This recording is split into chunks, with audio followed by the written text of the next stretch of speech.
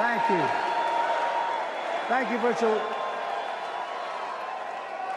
I tell you what.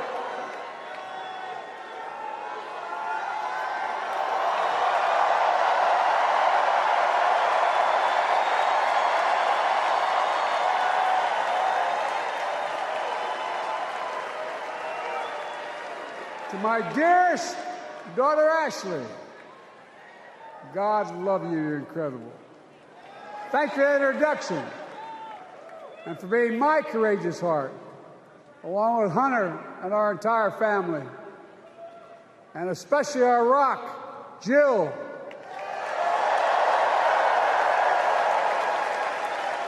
Who, as those of you who know us, she still leaves me both breathless and speechless. Everybody knows her. I love her more than she loves me. She walks down the stairs, and I still get that going, boom, boom, boom. Y'all will know me. No, I'm not kidding. Let's give a special round of applause to our First Lady, Jill Biden.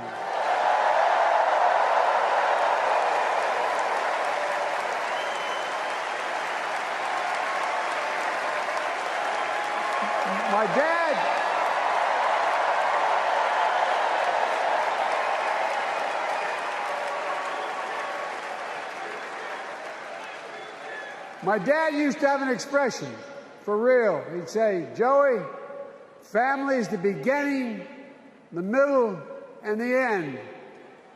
And I love you all. Folks. And America, I love you.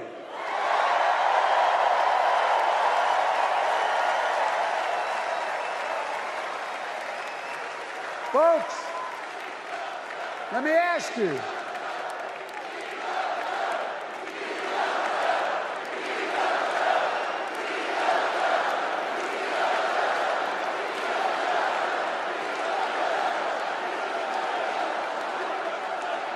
Let me ask you. Are you ready to vote for freedom?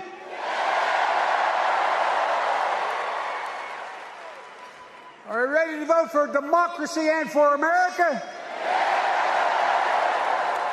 Let me ask you, are you ready to elect Kamala Harris and Tim Walz, President and Vice President of the United States?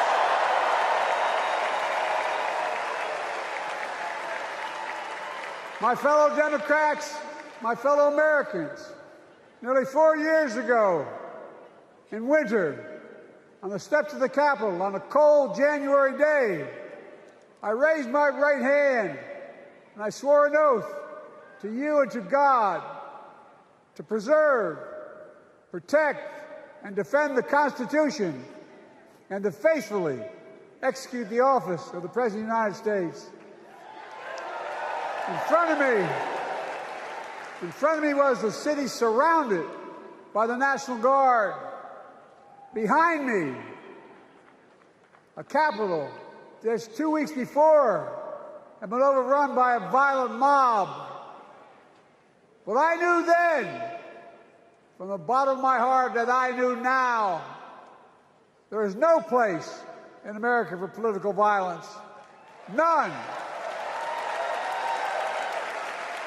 You cannot say you love your country only when you win.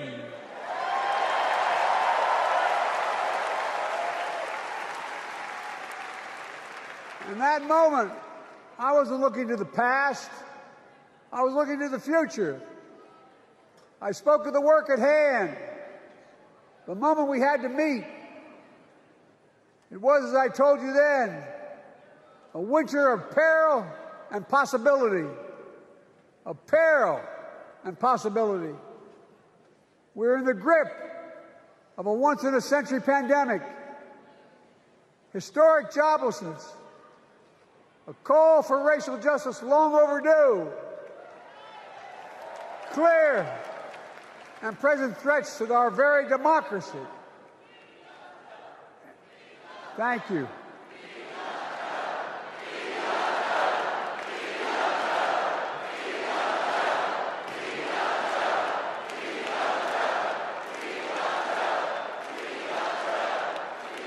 And yet I believed then, and I believe now, that progress was and is possible. Justice is achievable. And our best days are not behind us, they're before us.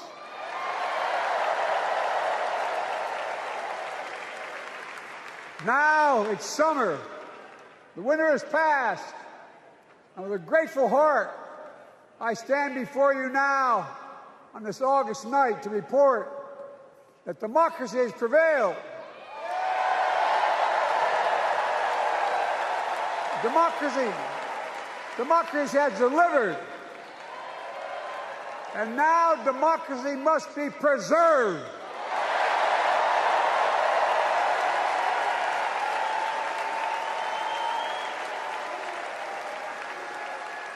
You've heard me say it before.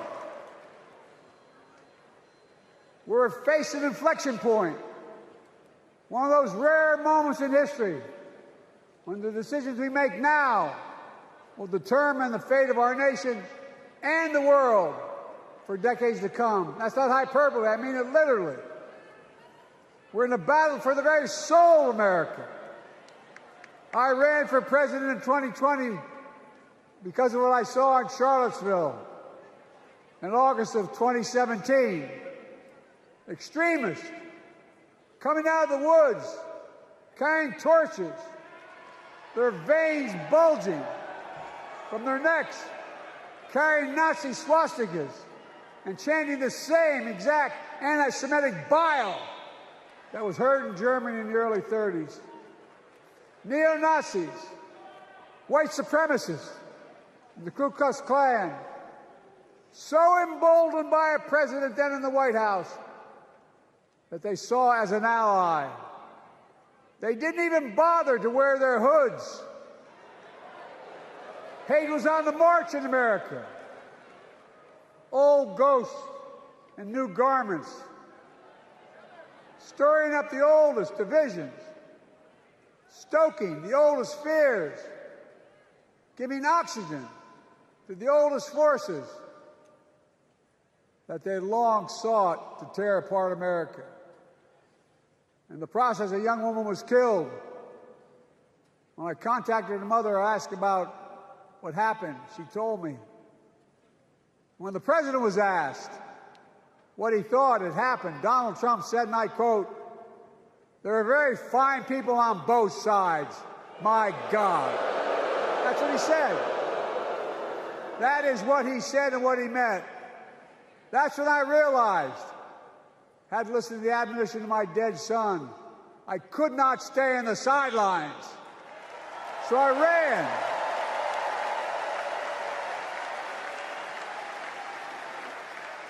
Because I had no intention of running again. I just lost part of my soul. But I ran with a deep conviction. In America, I know and believe in an America where honesty, dignity, decency still matter. An America where everyone has a fair shot and hate has no safe harbor.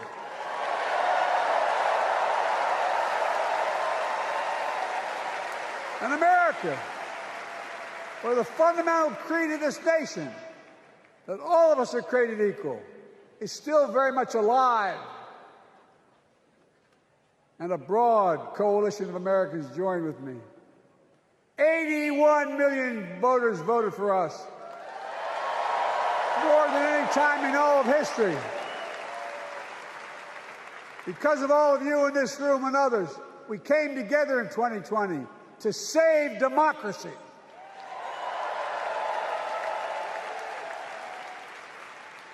As your president, I've been determined to keep America moving forward, not going back, to stand against hate and violence in all its forms, to be a nation where we not only live with but thrive on diversity, demonizing no one, leaving no one behind, and becoming the nation that we profess to be.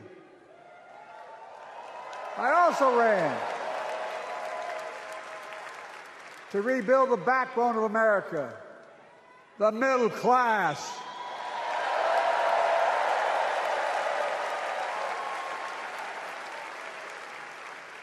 I made a commitment to you that I'd be a president for all Americans, whether you voted for me or not. We have done that. Studies show the major bills we have passed actually delivered more to red states than blue, because the job of the president is to deliver to all of America.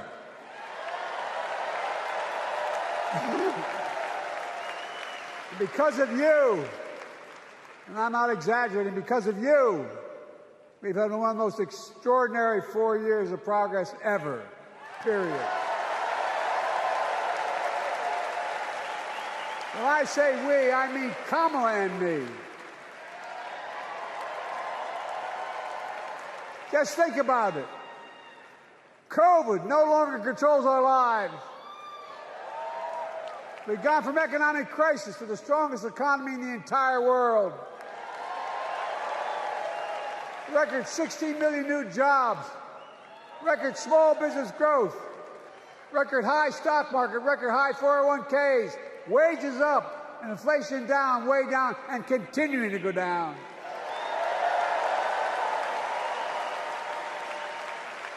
The smallest racial wealth gap in 20 years. And yes, we both know we have more to do, but we're moving in the right direction. More Americans have peace of mind that comes from having health insurance. More Americans have health insurance today than ever before in American history.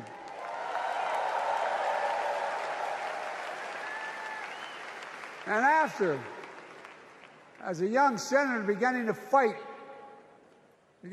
for 50 years to give Medicare the power to negotiate lower prescription drug prices, we finally beat Big Pharma.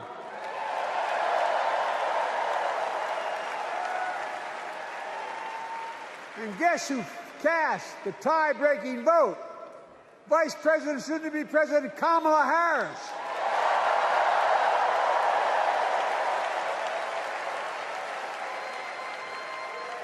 And now it's the law of the land. Instead of paying $400 a month for insulin, seniors with diabetes will pay $35 a month. The law we passed already includes, starting in January, every senior's total prescription costs can be capped at $2,000 no matter how expensive the drugs they have. And what we don't focus on, and our Republican friends don't seem to understand, our reforms don't just save seniors money, they save the American taxpayers money. You know what we just passed saved? It saved $160 billion over the next decade. That's not hyperbole. It's because Medicare no longer has to pay those exorbitant prices to the Big Pharma. But look, thank you, Kamala, too. Look, folks, how can we have the strongest economy in the world without the best infrastructure in the world? Donald Trump promised Infrastructure Week every week for 4 years, and he never built a damn thing.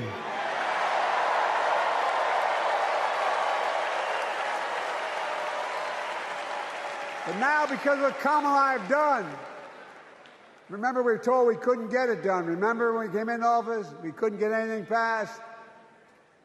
But right now, we're giving America an infrastructure decade, not week. We're modernizing our roads, our bridges, our ports, our airports, our trains, our buses. We're removing every lead pipe from schools and homes so every child can drink clean water. We're providing affordable high-speed internet for every American, no matter where they live, not unlike what Roosevelt did with electricity. And so much more. We are uniting the country We're growing our economy. We're improving our quality of life. And we're building a better America.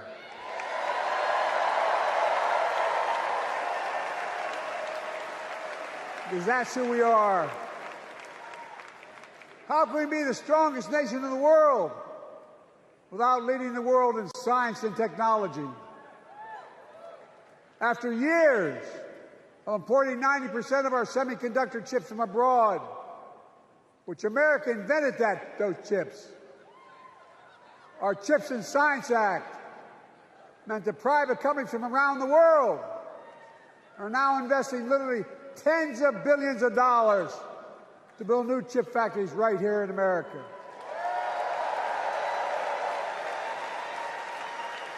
And over that period, they'll create tens of thousands of jobs.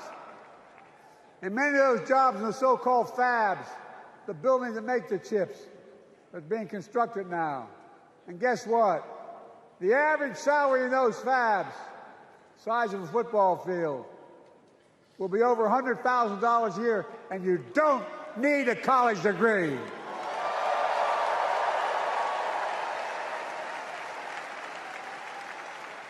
Because of you and so many electeds out there, American manufacturing is back. Where the hell to say we wouldn't lead the world in manufacturing?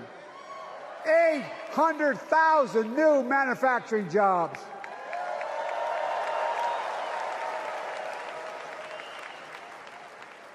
Our Republican friends and others made sure they'd go abroad to get the cheapest labor. We used to import products and export jobs. Now we export American products and create American jobs right here in America, where jobs belong. With every new job, with every new factory, pride and hope is being brought back to communities throughout the country that were left behind. You know you're from them, many of you. You know what it's like when that factory closed, where your mother, your father, your grandmother, or grandfather worked. And now you're back, providing once again, proving that Wall Street didn't build America, the middle class built America, and unions built the middle class.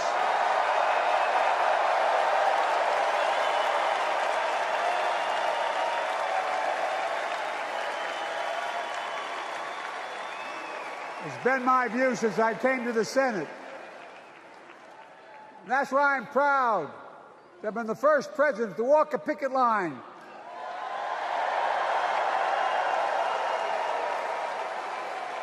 and be labeled the most pro-union president in history, and I accept it. It's a fact.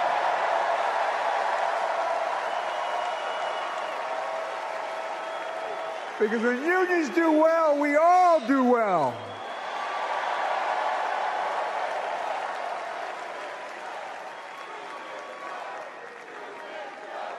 You got it, man. You got it.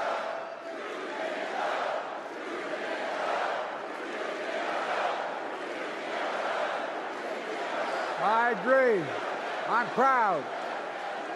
Look, remember we told we couldn't get anything done because we couldn't get anything done in the Congress? Well, with your support, we passed the most significant climate law in the history of mankind.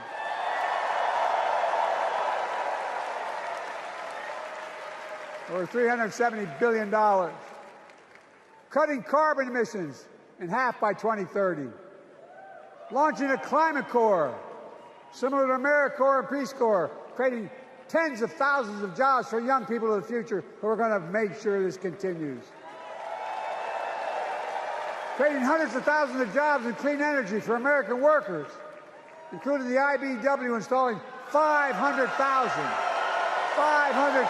charging stations all across America. And in the process, reducing carbon emissions. And we're seeing it. We're seeing to it that the first beneficiaries of environmental initiatives are those fence-line communities that have been smothered by the legacy of pollution. Louisiana and Delaware, Route 9,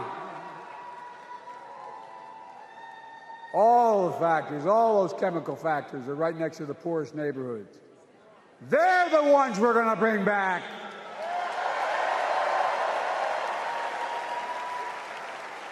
And how?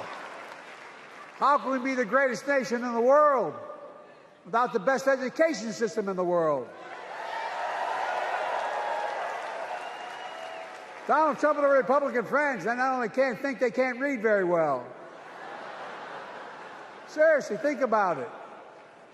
Look at their Project 2025. They want to do away with the Department of Education. Well, during the pandemic, Kamala and I helped states and cities get back their schools back open. And we gave public school teachers a raise.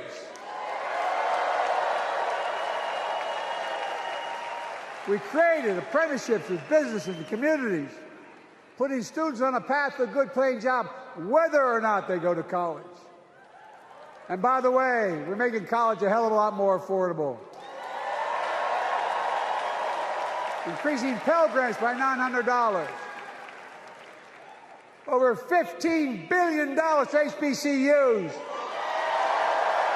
Minority service education, including Hispanic institutions and tribal colleges.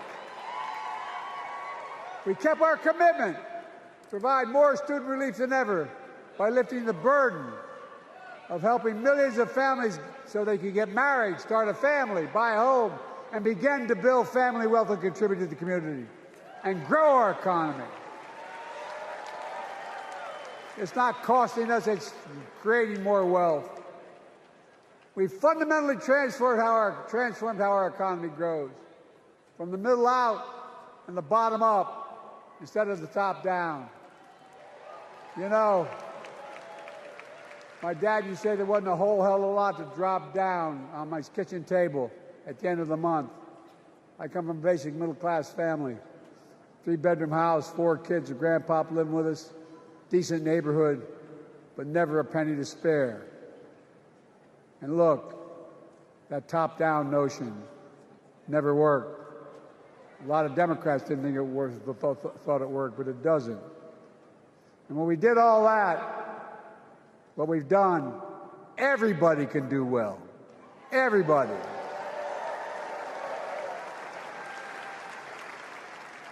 Donald Trump calls America a failing nation. No, I'm serious. But think about this. Think about this. He publicly says to the whole world, I'm going to say something outrageous. I know more foreign leaders by their first names and know them well than anybody alive. Just because I'm so damn old. But I'm not joking. Think of the message he sends around the world when he talks about America being a failing nation. He says we're losing. He's the loser. He's dead wrong.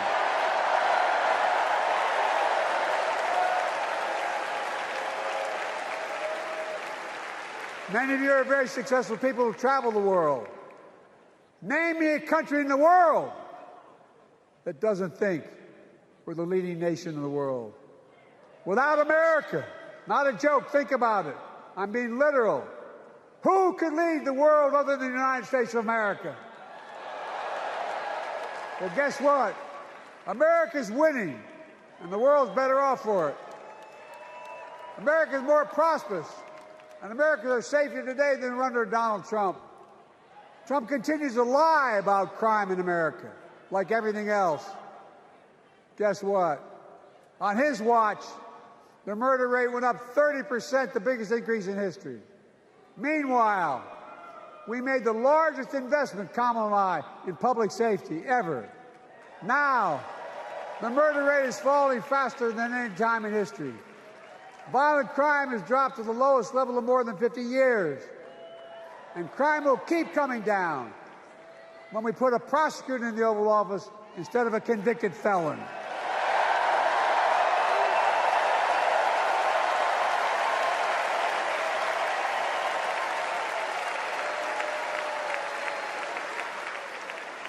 And folks, the distinguished senator from the Senator from California and I passed the first ban on assault weapons. And guess what? It worked. If we care about public safety, we need to prevent gun violence. And what makes me ashamed when I travel the world, which I do, more children in America are killed by a gunshot than any other cause in the United States. More die from a bullet than cancer, accidents, or anything else in the United States of America. My God. That's why Kamala and I are proud. We beat the NRA when we passed the first major bipartisan gun safety law in 30 years.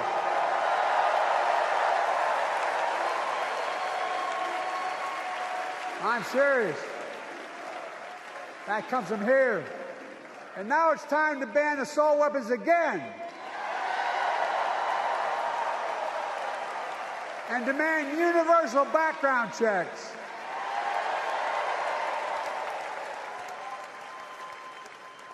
It's hard.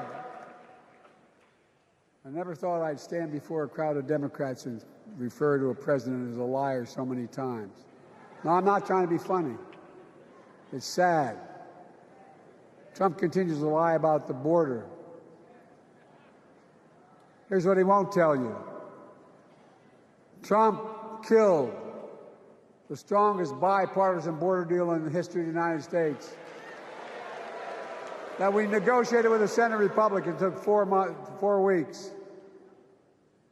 Once it passed, and they acknowledged the most expansive border change in American history, he called senators to say, don't support the bipartisan bill, because he said it would help me politically and hurt him politically.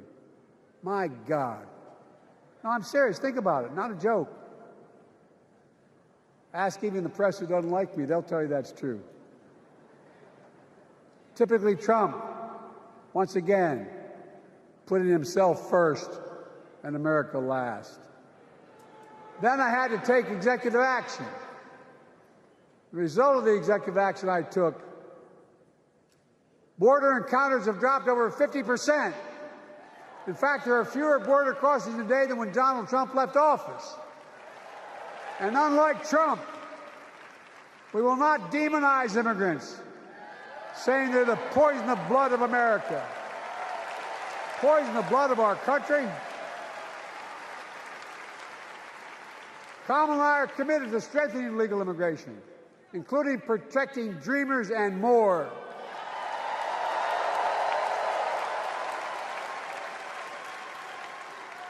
And here's what else I believe in. Protecting your freedom to vote, your freedom to love who you love.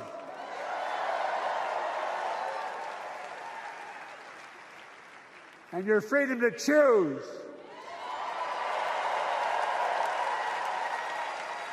In its decision overturning Roe v. Wade, as you heard earlier tonight, the United States Supreme Court majority wrote the following, quote, women are not without electoral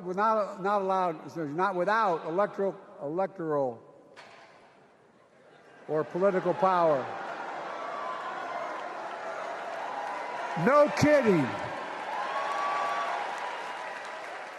MAGA Republicans found out the power of women in 2022. And Donald Trump is going to find out the power of women in 2024. Watch.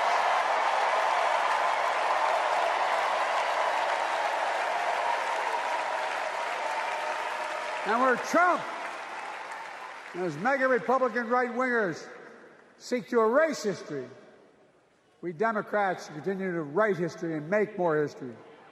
I'm proud to have kept my commitment to appoint the first black woman in the United States Supreme Court.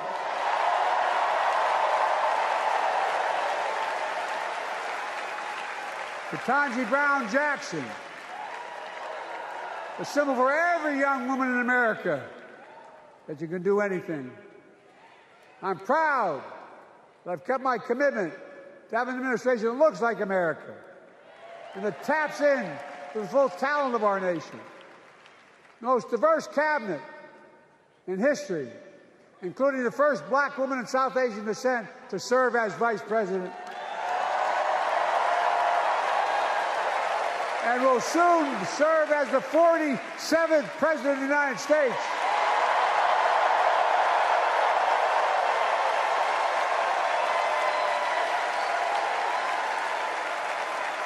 She is good. Look. Thank you, Kamala.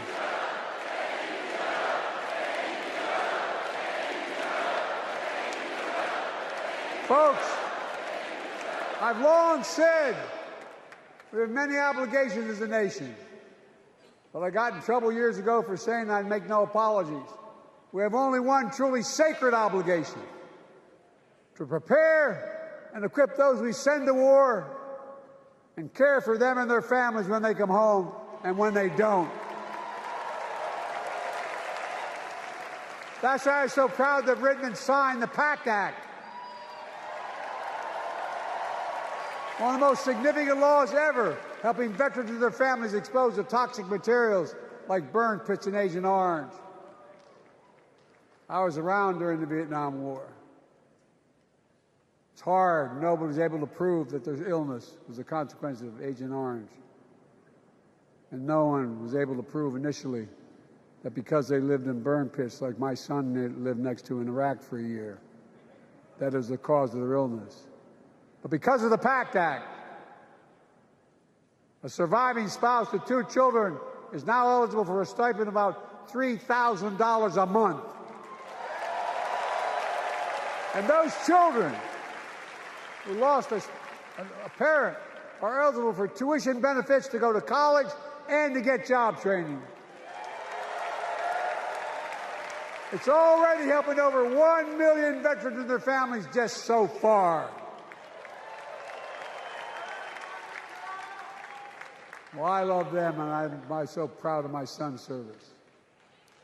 We get it, but guess who doesn't get it and doesn't respect our veterans? We know from his own chief of staff, the 4-star General John Kelly, that Trump, when in Europe, would not go to the grave sites in France. The brave service members who gave their lives to this country. He called them suckers and losers. Who in the hell does he think he is? Who does he think he is?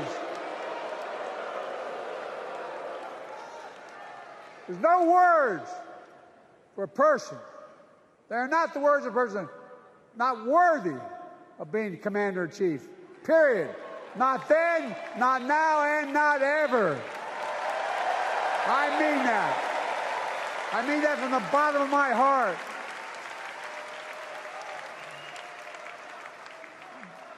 Just as no commander-in-chief should ever bow down to a dictator, the way Trump bows down to Putin. I never have, and I promise you, Kamala Harris will never do it. Will never bow down. When Trump left office, Europe and NATO was in tatters. Not a joke. America First doctrine changed our whole image in the world. Well, they gave the hours, about 190 hours sum total, leaving my counterparts or heads of state in Europe to strengthen NATO. We did. We united Europe like it hadn't been united for years, adding Finland and Sweden to NATO. 10 days before he died, Henry Kissinger called and said, not since Napoleon has Europe not looked over their shoulder at Russia with dread, until now. Until now. Well, guess what? Putin thought he'd take Kyiv in 3 days. 3 years later, Ukraine is still free.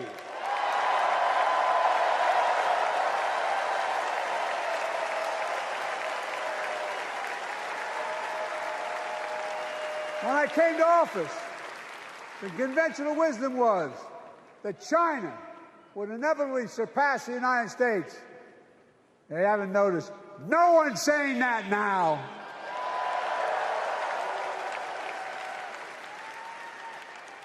And we'll keep working to bring hostages home and end the war in Gaza and bring peace and security in the Middle East.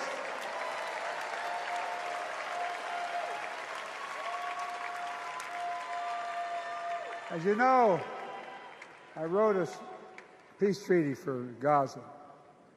A few days ago, I put forward a proposal that brought us closer to doing that than we've done since October 7th. We're working around the clock, my Secretary of State, to prevent a wider war and reunite hostages with their families and surge humanitarian health and food assistance into Gaza now. To end the civilian suffering of the Palestinian people, and finally deliver a ceasefire and end this war.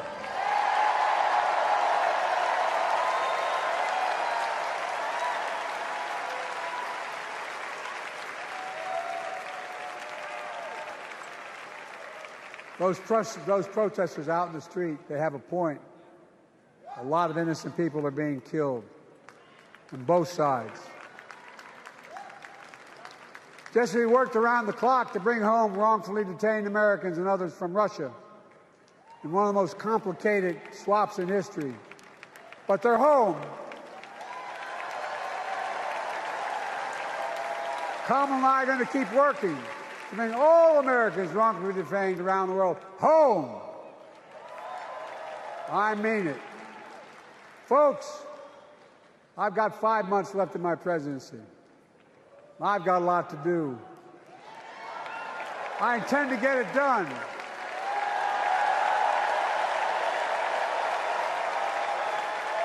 It's been the honor of my lifetime to serve as your president. I love the job, but I love my country more. I love my country more.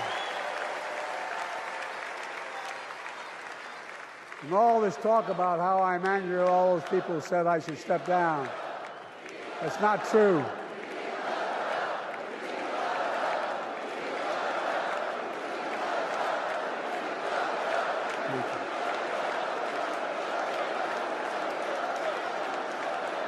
I love my country more, and we need to preserve our democracy. In 2024, we need you to vote. We need you to keep the Senate. We need you to win back the House of Representatives. And above all, we need you to beat Donald Trump.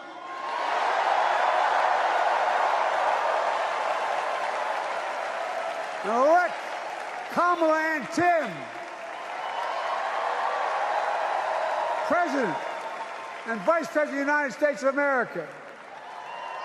Look, they'll continue to lead America forward, creating more jobs, standing up for workers, growing the economy, lower the cost to American families so they just have a little more breathing room. We've made incredible progress, but we have more work to do. And Kamala and Tim will continue to take on corporate greed and bring down cost of food. They'll keep taking on Big Pharma, making insulin $35 a month, not just for seniors, but for everyone in America. And capping prescription drug costs at a total of $2,000, not just for seniors, but for everyone. And folks, that's going to save America again tens of billions of dollars. Folks, they'll make housing more affordable, building 3 million new homes, providing $25,000 down payment assistance for the first-time home buyer, more than the 10 we approved. Donald Trump wants a new tax on imported goods, food, gas, clothing, and more. You know what that will cost the average family, according to the experts? $3,900 a year in a tax. No, it's a fact. Kamala and Tim We'll make the child care tax credit permanent.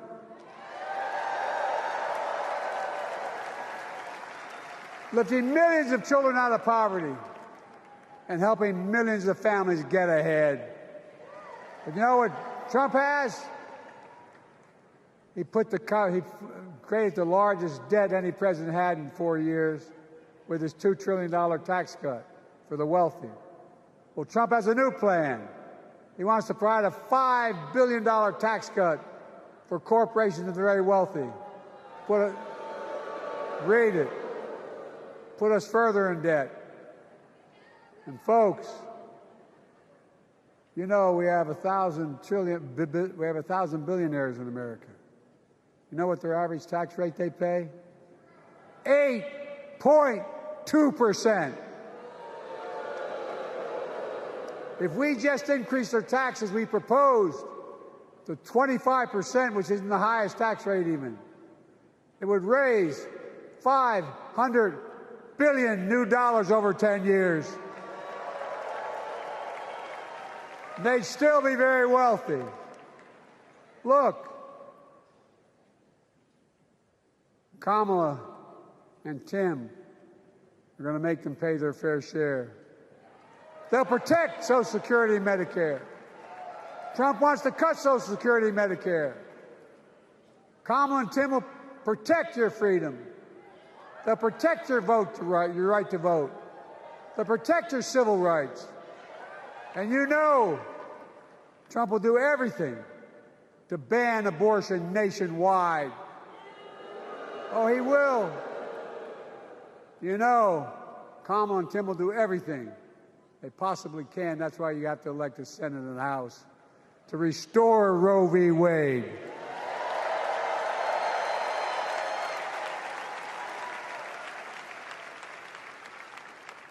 The ancient Greeks taught us that character is destiny. Character is destiny. For me and Jill, we know Kamala and Doug are people of character. It's been our honor to serve alongside them. And we know that Tim and Gwen Walz are also people of great character. Selecting Kamala was the very first decision I made when I became our nominee. And it was the best decision I made my whole career.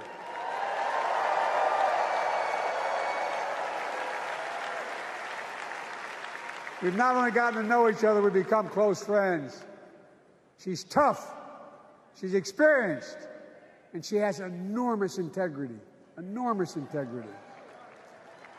Her story represents the best American story. And like many of our best presidents, she was also vice president. That's a joke.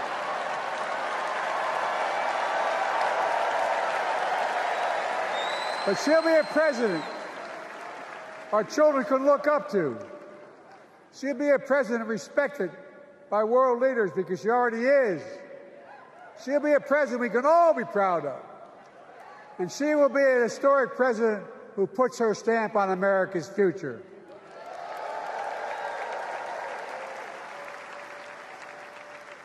This will be the first presidential election since January 6th. On that day, we almost lost everything about who we are as a country. And that threat, this is not hyperbole, that threat is still very much alive. Donald Trump says he will refuse to accept the election result if he loses again. Think about that. He means it. Think about that. He's promising a bloodbath if he loses, in his words. And that he'll be a dictator on day one, in his own words. By the way, this sucker means it.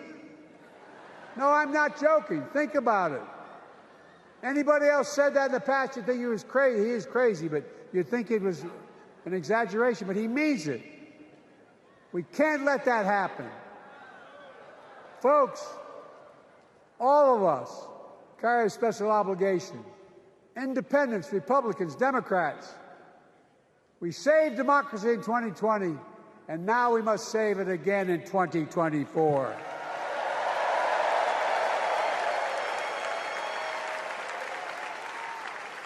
For 50 years, like many of you, I've given my heart and soul to our nation. And I've been blessed a million times in return with the support of the American people. I've either been too young to be in the Senate because I wasn't 30 yet, and too old to stay as president. But I hope you know how grateful I am to all of you. I can honestly say, and I mean this from the bottom, give you my word as a Biden, I can honestly say I'm more optimistic about the future than I was when I was elected as a 29-year-old United States Senator. I mean it. Folks, we just have to remember who we are. We're the United States of America.